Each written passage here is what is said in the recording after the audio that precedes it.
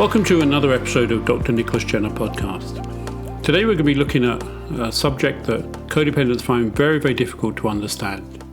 And that is why they are drawn to the wrong people. Many people I work with in therapy ask me this question all the time. Why do I attract these kind of people?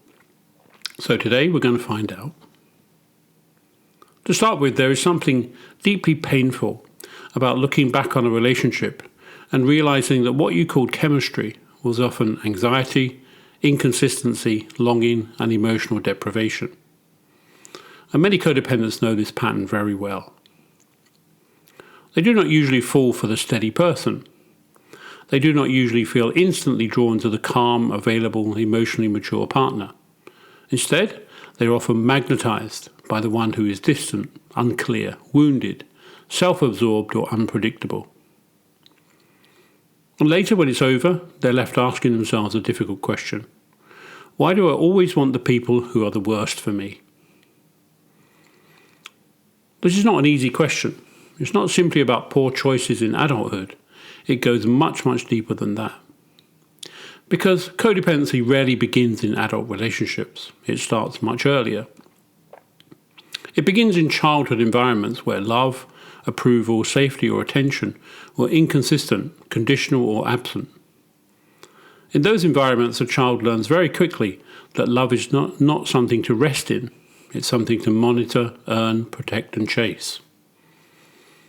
If affection could be withdrawn at any time, the child becomes highly alert.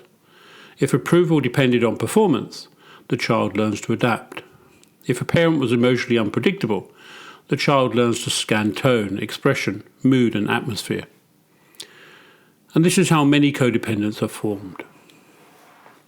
They become highly attuned to other people because they had to be.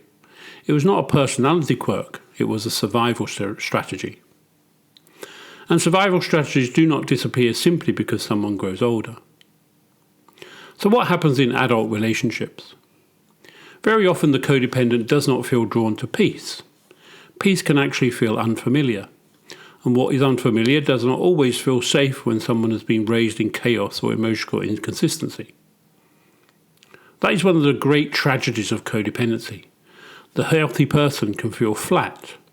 The calm person can feel boring. The emotionally available person can seem as though something is missing.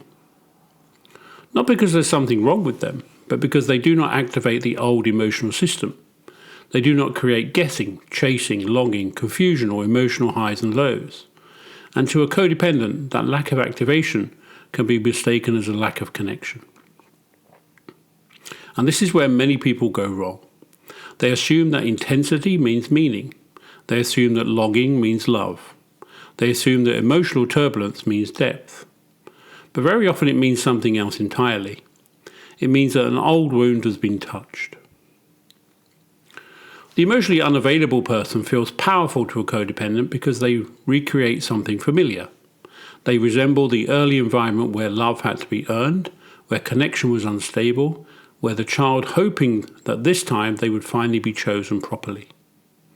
So when the adult codependent meets someone inconsistent, that inconsistency does not always feel foreign. It feels strangely known, and it feels like home. And home, unfortunately, is not always healthy. A great deal of this also comes down to self-worth. When someone steady, kind, and available enters the life of a codependent, it can create discomfort.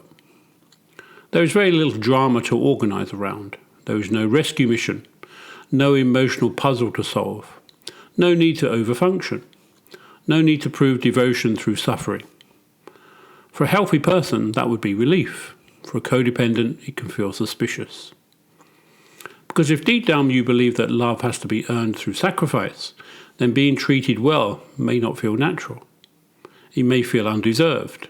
You may mistrust it. You may even dismiss it. And then, almost without realizing it, you move towards the person who offers less.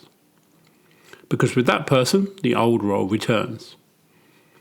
The role of the one who waits, the one who understands, the one who fixes, the one who carries hope, the one who believes that if they just love hard enough, they will eventually be chosen. And this is why codependency is so often tied to fantasy. Codependents are frequently not in love with the person that actually is in front of them. They are in love with what they hope that person will become. They attach to glimpses, rare moments, small openings, brief tenderness surrounded by long stretches of distance, confusion or mistreatment. And those glimpses become enough to sustain hope. But hope in these situations is often not healthy hope. It is repetition. It's the old childhood drama being played out again.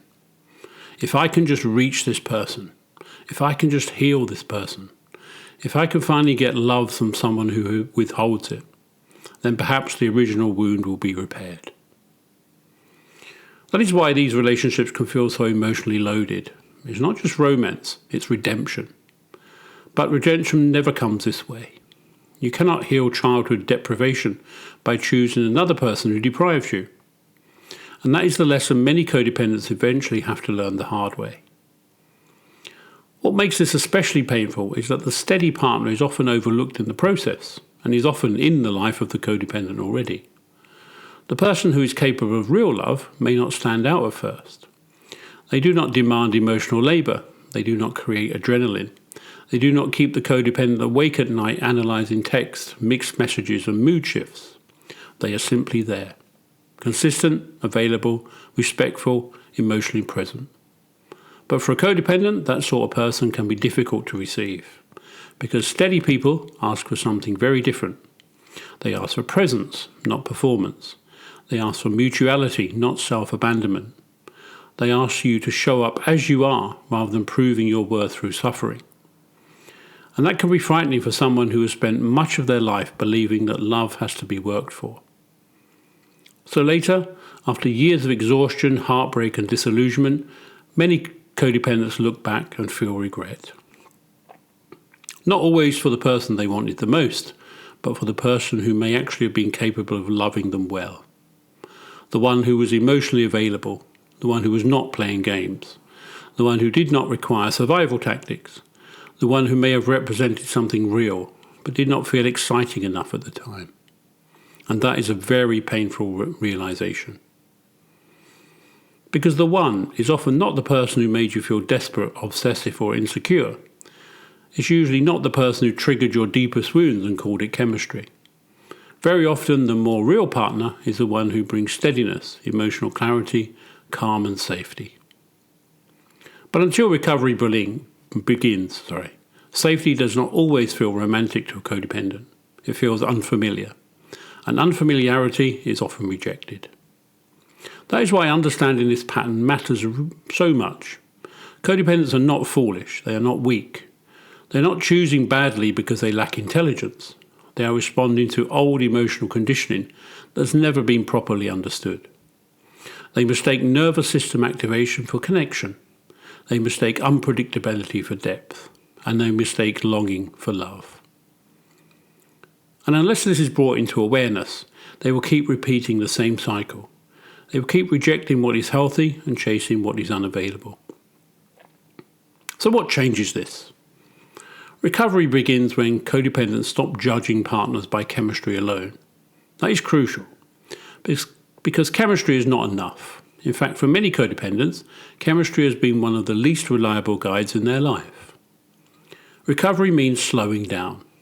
It means asking different questions. Not how strongly do I feel this, but what does this person actually do? Are they consistent over time? Do they say what they mean and mean what they say? Can they tolerate boundaries?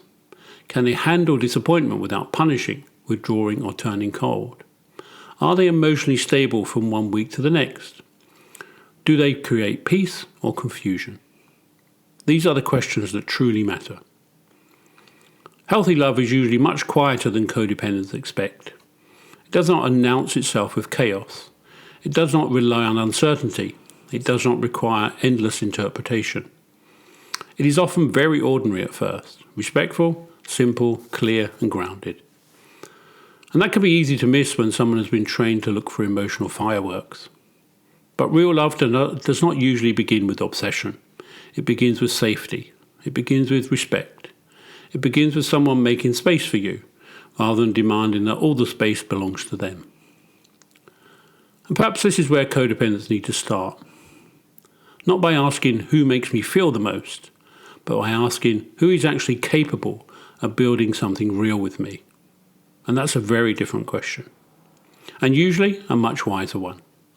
Because the real loss in codependency is often not the person who left, withheld, or created chaos. The real loss is often the years spent mistaking pain for love. And recovery begins the moment that mistake is finally seen clearly. Thank you for listening, and until the next time.